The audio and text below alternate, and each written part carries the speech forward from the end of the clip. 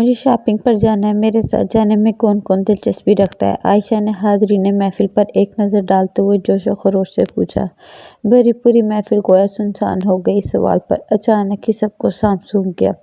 کیا ہوا؟ عائشہ حیران ہو کر ایک ایک کا چہرہ تکنے لگیں۔ بی جان نے جلدی سے اپنا بٹوا گھٹنوں کے نیچے سے نکال کر اس میں سے کچھ تلاش کرنا شروع کیا، یوں جیسے کوئی ضروری چیز بٹوے میں رکھی ہوئی تھی اور اب مل ہی نہیں رہی۔ خدا جانے کیا کچھ ڈھونڈ ڈھونڈ کر بے حال ہونے لگیں۔ عبید نے سیکنڈویں حصے میں اپنا شناختی کارڈ، اس ماہ کا طے کیا ہوا بل اور ایک کارڈ کی رسید برآمد کی اور اس توجہ اور دلچسپی سے اس کو پڑھنا، گھورنا، غور کرنا اور جانے کیا کیا کچھ کرنا شروع کیا کہ اگر اس وقت اس کو دیکھا جاتا تو دنیا کا مصروف ترین بندہ وہی نظر آتا۔ مہر نے اپنا دوپٹہ پکڑ کر کناروں کے دھاگوں کو دانتوں سے کتر کر ادھیڑنا شروع کر دیا۔ غوثیہ اپنے پاؤں کے برابر دھرے شاپنگ بیگ پر جھکی، جانے کہ اس میں سے کون سا خزانہ نکالنے میں مصروف ہو گئیں۔ رہ گئیں بازگاہ۔ انہیں اور کچھ نہ سوجا تو لگیں سحر کو اونچی اونچی آوازیں دینے۔ سحر! او سحر! کہاں رہ گئی؟ ارے بھئی، چائے بنا رہی ہو یا پائے گلا رہی ہو؟ عائشہ حیرت سے ان کی سرگرمیوں میں ملاحت کرنے لگیں اور وہ سمجھنے سے قاصر تھی کہ اچھا بھلا ہنسی مذاق کرتے ہوئے، ٹھٹے لگاتے ہوئے لوگ اچانک ہی خاموش کیوں ہو گئے ہیں۔ نہ صرف خاموش ہو گئے ہیں بلکہ کچھ عجیب و غریب سے بیکار سے مصروف بھی ہو گئے ہیں۔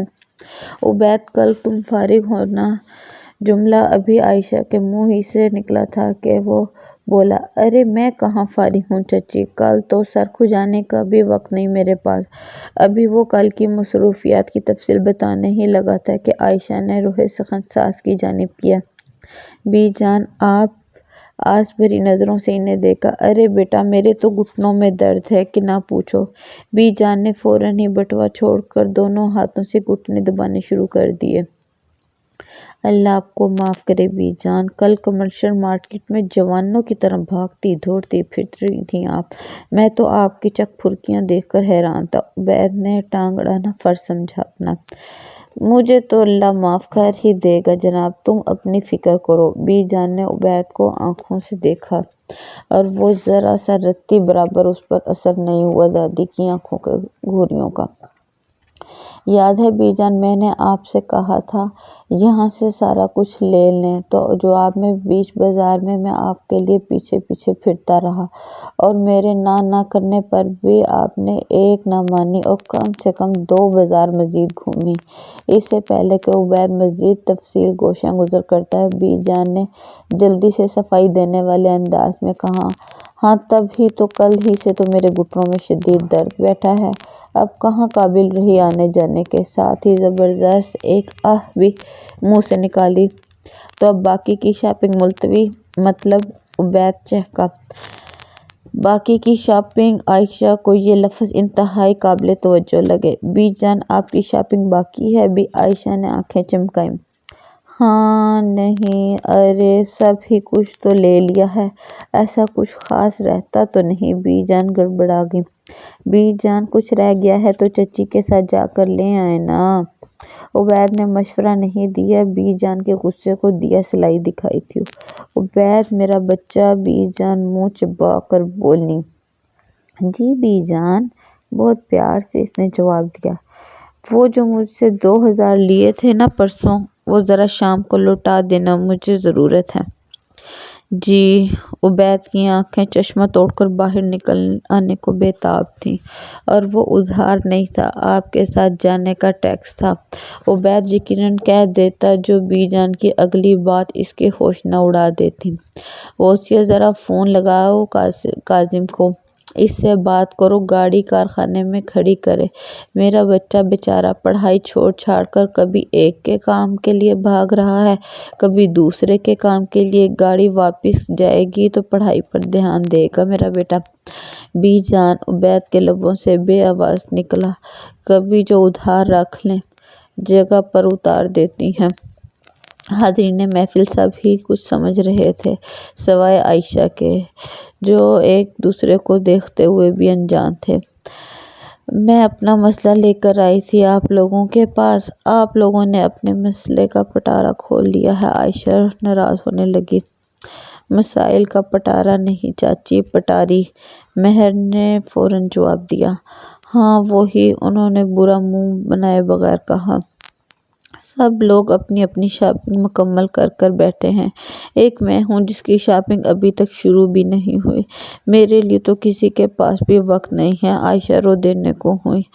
ہائے، یہاں پر تو ایک درد بھرا گیت ہونا چاہیے۔ عبید صرف سوچ کر رہ گیا، کہہ نہیں پایا۔ حالات مزید خراب ہونے کا اندیشہ تھا۔ ہاشم سے کہوں تو کاموں کی اطول لسٹ فہرست ہوتی ہے ان کے پاس، تو لگتا ہے ملک انہی کے کاندھوں پر چل رہا ہے۔ ظالم شوہر، بیچاری بیوی، عبید نے سر جھٹکا۔ آپ سب لوگ باری باری سب کو دیکھا، سب نے یوں ہی آگے پیچھے دائیں بائیں دیکھنا شروع کر دیا، اپنی اپنی خریداری کر کر آتے ہیں، مجھے کوئی پوچھتا تک نہیں، بس رو نہیں پڑی بیچاری۔ ہاں، عبید کے حلق سے درد بھری آواز آئی۔ ظالم سسرال، مظلوم بہو۔ فوراً سے سین کا کیپچر ذہن میں آیا، شکل بنا کر دیکھا، بیچاری کا اضافہ کر دیا۔ میری سمجھ میں نہیں آتا، مجھے ساتھ لے جاتے ہوئے آخر مسئلہ کیا ہوتا ہے سب کو؟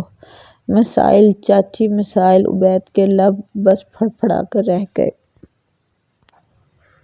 آخر میں کس کے ساتھ جاؤں شاپنگ کرنے؟ انہوں نے کہتے ہوئے آس بھری نظروں سے سب کے چہروں پر باری باری ڈالی۔ تقریر گویا متاثر کن تھی، مگر حاضرین محفل کی توجہ بٹورنے میں ناکام رہی۔ تبھی سحر چائے کی ٹرے لیے اندر داخل ہوئی۔ ٹن ٹن، چائے حاضر ہے، ساتھ میں آپ لوگوں کی تفریح کے لیے گرم گرم پکوڑے۔ چائے کی ٹرے سینٹر ٹیبل پر رکھتے ہوئے اس نے ایک ادا سے کہا، محفل کی سنجیدگی محسوس کیے بغیر۔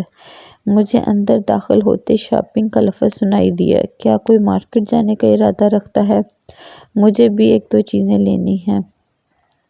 ہاں ہاں، ہاں ہاں، سب کے منہ سے ایک ساتھ نکلا۔ تمام لوگوں کا جوش و جذبہ ایک دم سے بیدار ہو۔ شکر ہے، عائشہ کے منہ سے بے ساختہ نکلا۔ کوئی تو راضی ہوا۔ کیا سب نے جانا ہے؟ سحر نے ایک پکوڑا منہ میں رکھا اور پلیٹ بی جان کے سامنے کی۔ نہیں، صرف عائشہ نے۔ بی جان نے پکوڑا منہ میں ڈالتے ہوئے کہا۔ اور عبید نے اینک کے پیچھے سے اس کے تاثرات جانچنے چاہے۔ پکوڑا سحر کے حلق میں پھنس گیا۔ بیچاری بے خبری میں ماری گئی۔ یہ آخری کیپشن اس سین کا جو عبید کے دماغ میں آیا۔ منیبہ بیگم اور معظم بیگ کیا شاندار جوڑی تھی۔ منیبہ جو خاندان بھر میں بی بی کہلاتیں، جب معظم کی جان بنی تو بی جان ہو گئیں سب کی۔ کیا اپنے، کیا پرائے، کیا بچے، کیا ان کے اپنے بچے، سب بی جان ہی کہنے لگے۔ جو وقت کے ساتھ ساتھ مختصر ہوتا بی جان رہ گیا۔ کاظم ان کی پہلی اولاد، اس کے بعد قاسم، پھر عاصم، اس کے بعد اشتیاق اور سب سے چھوٹا ہاشم۔ ان کی سب اولادوں میں سب سے زیادہ تنگ کرنے والی اولاد اشتیاق، جس کو سب سے زیادہ اعتراض اپنے نام پر تھا۔ بھئی میری دفعہ آپ لوگوں نے قافیہ کیوں نہ ملایا؟ اور اگر ایسی ہی کچھ مجبوری آن پڑی تھی تو ہاشم کا نام مشتاق رکھ دیتے۔ اب لاکھ ان کو یقین دلایا جاتا کہ نام تو تمہارا بھی اعظم ہی رکھا تھا قافیہ ملا کر، مگر بیمار بہت رہتے تھے، سو کسی بزرگ کے کہنے پر اشتیاق رکھنا پڑا تبدیل کر کر۔ مگر یہ وضاحت ان کو مطمئن نہ کر پائی تھی کبھی بھی۔ جیسے ان کا نام سب سے الگ تھلگ رہا، ویسے ہی وہ خود بھی ساری زندگی سب سے الگ تھلگ ہی رہے۔ بڑے دونوں نے باپ کا کاروبار سنبھالا، دن دگنی رات چگنی ترقی کی۔ تیسرے عاصم نے فوج میں اپلائی کیا، کامیاب ہوا۔ بس زندگی نگر نگر گھومتے کچھ گزر گئی اور کچھ گزر رہی ہے۔ اشتیاق بیگ اولی عمر سے ہی بیرون ملک جانے کے خواہش مند تھے، اور ان کے ارادوں میں نہ تو درمیان میں باپ کی ڈانٹ پٹائی کا حائل ہونا تھا، نہ ماں کے آنسو۔ انہیں جانا تھا سو چلے گئے۔ چھوٹا ہاشم، بیچارہ ہاشم، بھائیوں میں سب سے چھوٹا، سب بھائیوں سے کہیں چھوٹا، بس یوں ہی تھا جیسے ہانڈی کی کھرچن، جیسے کوئی اتفاق۔ جب اس کی آمد کی خبر ہوئی تو بی کئی دنوں جوان بیٹوں سے، جوان اولادوں سے منہ چھپائے پھریں، اور جب آمد ہو گئی تو جوان اولادیں کئی دن دنیا سے منہ چھپائے پھرتی رہیں۔ مگر یہ بھی شروع کی بات ہے، پھر تو جیسے سب ہی عادی ہو گئے، یوں جیسے کوئی بات ہی نہیں، اور بات شاید ایسی تھی بھی خاص نہیں، مگر خاص تب ہو گئی جب بی بی اور بیگ صاحب کاظم کا رشتہ لے کر غوثیہ کے ہاں پہنچے۔ غوثیہ بیگ صاحب کے دور نزدیک کے دوست کی صاحبزادی تھی۔ دوست رشتہ نہ ہونے سے پریشان، یوں ہی باتوں باتوں میں معظم بیگ سے تذکرہ کر دیا، اچھا رشتہ دیکھنے کی اور نظر میں رکھنے کی درخواست بھی ظاہر کر دی۔ بیگ صاحب نے بی بی سے تذکرہ کیا اور بی بی فوراً ہی تیار ہو گئیں لڑکی دیکھنے جانے کے لیے۔ باقی سب معاملات تو خیر طے پا ہی گئے، تکمیل کو بھی پہنچ گئے، مگر ہاشم کو دیکھ کر دنیا جس تعجب کا اظہار کرتی وہ بی بی کو پہلو بدلنے پر مجبور کر دیتا۔ خیر یہ ذکر بھی رفتہ رفتہ پرانا ہوا۔ نئی بات تھی ہاشم کی شادی، جو کوئی 1.5 برس پہلے انجام پائی، اور اس سے بھی زیادہ نئی بات تھی ہاشم کے بھتیجے یعنی کاظم بیگ کے بیٹے سعید بیگ کی، جو شادی جو بس ہو ہی چکی تھی۔ محفل برخاست ہوئی چلتی ہے۔ مہر پڑھنے کے لیے اپنے کمرے میں جا چکی تھی۔ عائشہ کو اپنے کمرے کے پیچھے بنی کیاری میں کچھ جھاڑ پونچھ کرنی تھی، وہ وہاں مصروف ہو گئی۔ سحر اور بازیں غوثیہ کے ساتھ رات کے کھانے کی تیاری کر رہی تھیں۔ بی جان چینل بدل بدل کر اپنی بوریت دور کر رہی تھیں، تب عبید چلا آیا۔ حال میں بی جان کے علاوہ کوئی بھی نہیں تھا، مطلب میدان صاف۔ بی جان، اس نے اپنی اینک ناک پر سے اتار لی۔ بی جان نے اپنا سارا دھیان مزید دیوار پر نصب LED کی طرف کر لیا، مطلب ناراض۔ عبید نے اینک اتار کر اس کا شیشہ بی جان کی چادر کے پلو سے صاف کرنا چاہا۔ بی جان نے فوراً اپنا پلو کھینچ کر گھٹنے کے نیچے دبا لیا۔ نظر مزید شدت سے سکرین کی جانب گاڑ دی گئی، مطلب سخت ناراض۔ عبید نے بی جان کی نظروں کے تعاقب میں سکرین کی جانب دیکھا۔ وہاں ایک حسینہ مسکرا کر ادائیں دکھا رہی تھیں، یہاں سے وہاں، وہاں سے یہاں کود پھلان کر برتن دھو رہی تھیں، بلکہ برتن تو خود انجم ہی دھل رہے تھے۔ وہ حسینہ تو بیسیکلی ڈانس کر رہی تھیں۔ واہ بھئی واہ! عبید دوبارہ بی جان کی جانب متوجہ ہوا۔ بی جان، ویسے اگر کبھی مجھے برتن دھونے پڑ گئے نا تو میں بھی کچن میں ایسے ہی ناچ ناچ کر تباہی مچا مچا کر برتن دھوؤں گا۔ اپنی بات کے اہتمام پر خود ہی قہقہ لگا کر ہنس پڑا۔ بی جان سپاٹ چہرہ لیے سکرین کو گھورتی رہیں، مطلب شدید ترین ناراض۔ عبید نے سر کھجایا۔ To you guys, please like and share this video. If you have any suggestions for us, leave a message in the comments field.